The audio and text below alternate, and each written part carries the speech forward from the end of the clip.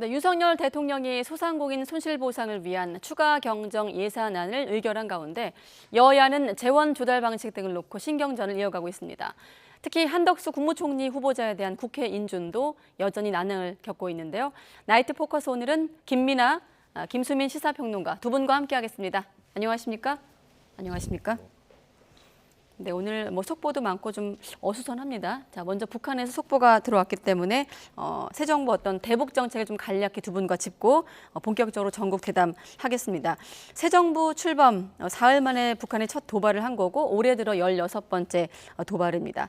대통령이 취임사를 통해서도 남북 관계를 포함해서 한반도 어떤 구상을 밝히기도 했었는데 자, 윤석열 정부에게 주어진 난제 중에 하나긴 한데 어떻게 좀 대응해야 할까요?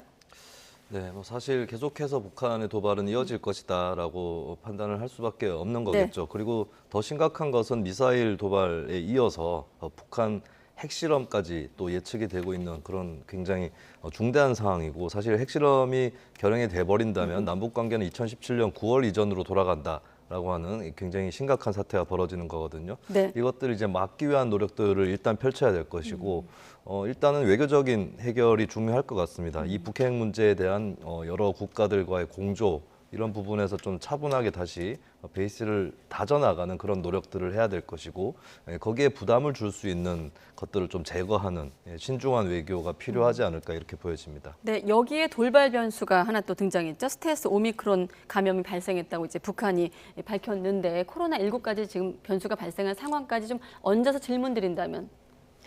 지금 보수 정부 입장에서 가장 난감한 상황은 처음부터 이 북한이 북한과의 관계 개선을 할 수 없는 상황을 미리 만들어 놓고 네.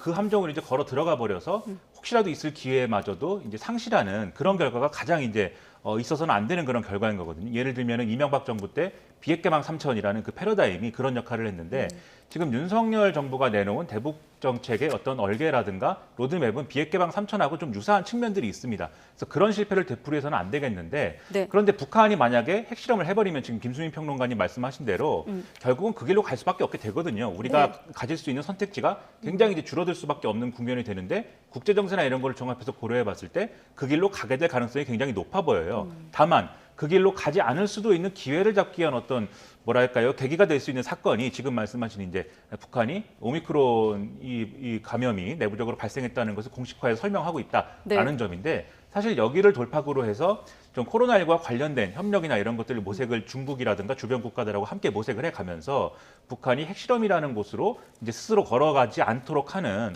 그러한 방법을 일단 강구하는 게 중요하다는 생각이 들고요. 그럼에도 불구하고 북한이 핵실험을 강행하는 그런 상황이 되면은 단기간 내에는 어쨌든 이 남북 관계는 되돌릴 수 없는 어떤 그러한 강대강 대치로 갈 수밖에 없는 것이기 때문에 그런 상황이 되지 않도록 하는데 최선의 노력을 또 다 해야 된다 이런 생각입니다. 네, 일단 권영세 통일부 장관 후보자는 이렇게 말했습니다. 남북 방역 협력은 언제라도 추진 가능하다는 입장을 밝혔는데 물론 이제 미사일 발사 이전에 한 발언이긴 합니다만 좀 맞물려서 앞으로 지켜보겠습니다.